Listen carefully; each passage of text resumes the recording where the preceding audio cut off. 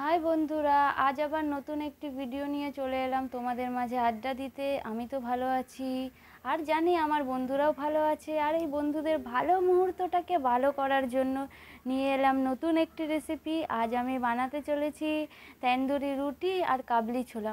কাবলি ছোলাটা আমি আগে ভিজিয়ে রেখেছি, তোমাদেরকে পরে দেখাবো।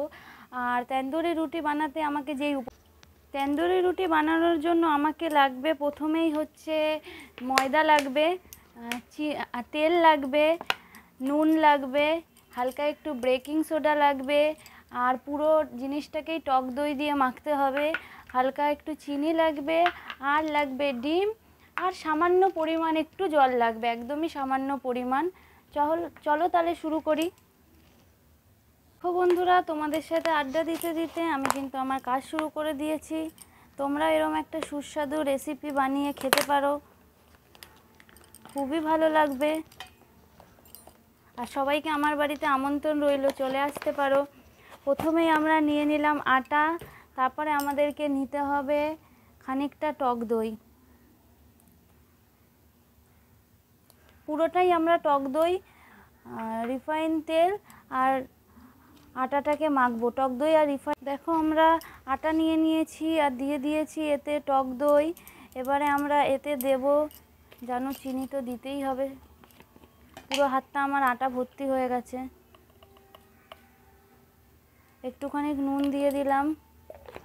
এবার দিতে হবে আমাদেরকে হালকা পরিমাণ চিনি,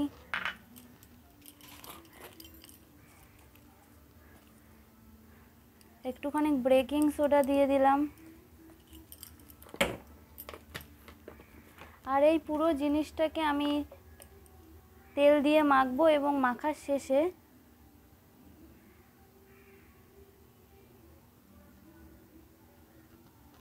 এই দিয়ে দিলাম তেল। এবার এর সাথে আমি একটা ডিমও অ্যাড করে দিলাম। বন্ধুরা, আমার আটা মাখা কমপ্লিট। এবার আমি এই ন্যাকড়াটাকে ভিজিয়ে নিয়েছি, ভিজিয়ে ভালো করে চিপড়ে এবার আমি আটাটা পুরো এই ন্যাকড়ার মধ্যে ঢেকে 2 ঘন্টা 3 ঘন্টার জন্য রেখে দেবো। আর মাঝখানে আমি কাবলি ছোলাটা তৈরি করে নেব। এই রেসিপিটা আমি তোমাদের দেখাতে পাচ্ছি না, কারণ ভিডিও অনেক বড় হয়ে যাবে। হাই বন্ধুরা, তোমরা দেখেছো রূপা কীরমভাবে আটাটাকে মেখেছিল, কী কী ইনগ্রিডিয়েন্টস দিয়ে সেটাকে প্রিপেয়ার করেছিল। তো আটাটা রেস্ট দেওয়া হয়েছে 3.5 থেকে 4 ঘন্টা মতন। তারপরে এবার নেক্সট প্রসেসটা আমি স্টার্ট করব। আগে তোমাদের আটাটাকে দেখিয়ে দিই কী পজিশনে রয়েছে। আর প্রথমত আমি এটা বলে দিই, এই যে রেসিপিটা এখানে রূপা তোমাদের সাথে শেয়ার করেছে, এটা অ্যাকচুয়ালি আমরা নিজেরাই নিজেদের মতন করে বানাচ্ছি। অনেকে অনেক রকমভাবে বানায়, বাট আমরা আমাদের মতন করে বানাচ্ছি। অনেকেই বলতে পারে যে এতে ডিম কেন যাচ্ছে, বা শুধু দই কেন দিচ্ছে। হতেই পারে, নানান নানান লোকের নানান রকমভাবে রেসিপি থাকতেই পারে, কিন্তু আমাদের রেসিপিটা এরকম। ট্রাই করে দেখতে পারো, ভালো নিশ্চয়ই লাগবে। ওকে বন্ধুরা, তখন আমি বলেছিলাম যে আমি এটা করব, কিন্তু আমি এটা করতে পারিনি, কারণ ও কারখানা থেকে যখন বাড়িতে এসেছে তখন ওকে মনে হয়েছে যে ও আমাকে একটু হেল্প করবে, তো এর জন্য ও হেল্পে নেমে পড়েছে। শুধু এটা হেল্প নয় গাইস, ও আমাকে অনেক কিছুতে অনেক কাজে হেল্প করে, আর রান্নাটা ও অনেক ভালো পারে। সেটা মায়ের থেকে শিখেছে। আমার শাশুড়ি মাও রান্নাটা খুব ভালো পারে, তো সেখান থেকেই ও শিখেছে। তো আটাটাকে নক ব্যাক করলাম, এই প্রসেসটাকে নক ব্যাকিং বলে। তার এবার এটাকে আমরা লেচি হিসাবে বানিয়ে নেব। যতটা যেরকম পরিমাণ, যতটা যেরকম সাইজের হবে সেই অনুযায়ী আমরা এটাকে বানিয়ে নেব। তো লেচি আমাদের এখানে হয়ে গেছে। তো যেহেতু আমরা এটা বাড়িতে বানাচ্ছি, বাড়িতে তো আর সবার তন্দুর থাকা সম্ভব নয়, তো আমরা প্রেশার কুকারটাকে অ্যাজ আ তন্দুর ইউজ করছি। এটাকে আমি প্রায় 10 মিনিট ধরে হিট দিয়ে রেখেছি। আর এর বডিতেই আমরা আমাদের তন্দুরি রুটিটাকে পেস্ট করব। তো আমি এটাকে বেলে নিই।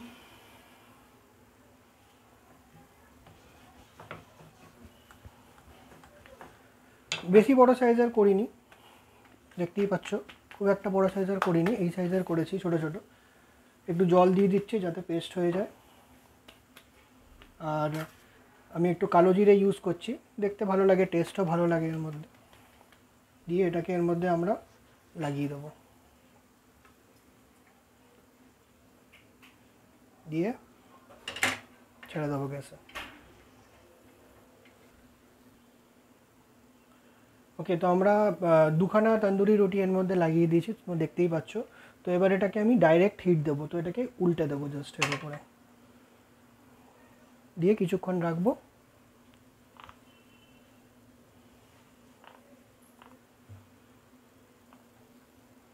গাইস, ও অনেক ভালো ভালো রান্না করতে জানে, এর আগেও আমাকে খাইয়েছে। অবশ্যই সুযোগ পেলে তোমাদেরকেও খাওয়াবো। আমিও এর আগে ওর অনেক রান্না খেয়েছি, অনেক ভালো লেগেছে আমাকে। একটা জিনিস তোমাদের সবাইকে দেখিয়ে দিই কী করে বুঝবে যে এটা হয়ে গেছে।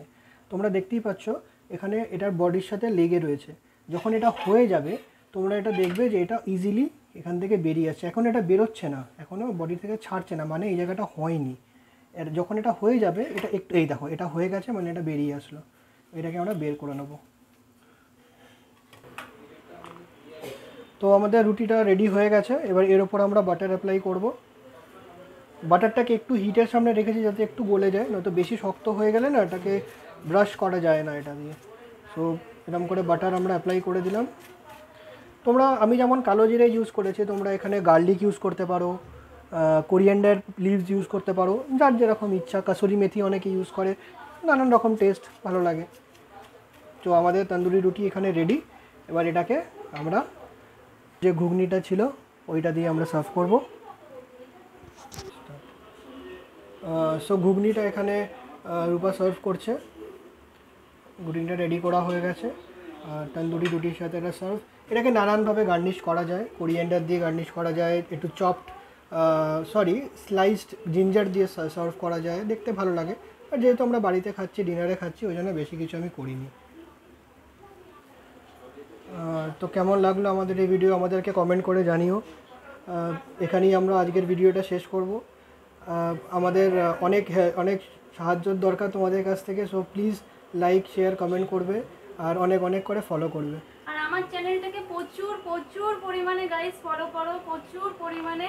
আমি আবার নতুন কোনো আইটেম নিয়ে তোমাদের মাঝে হাজির হব। ওকে, চলো, গুড নাইট। চলো, গুড নাইট, বাই বাই।